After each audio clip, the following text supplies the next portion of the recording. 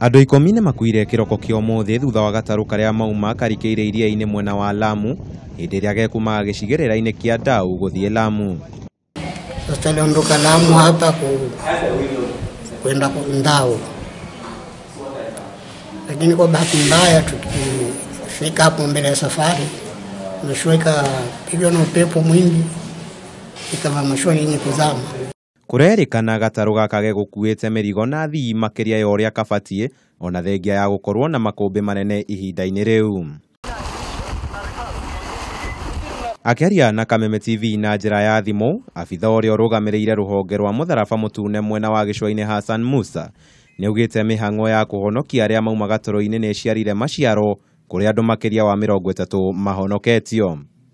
Kufika huko tukapata kweli meli imekapsize, na tukapata watoto wawili wakiwa wanaletwa wadogo wakiwa wamekufa.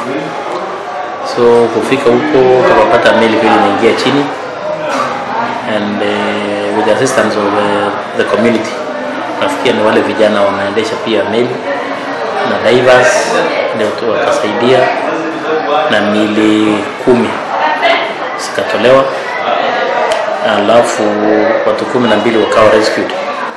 Mutino ũyũ ũkĩte mĩaka 5 tu thutha wa tũtarũ twĩrĩ kũringana na gũcũngĩrĩria ikuũ cia andũ 7 mwena ũcio mwaka-inĩ wa 2012.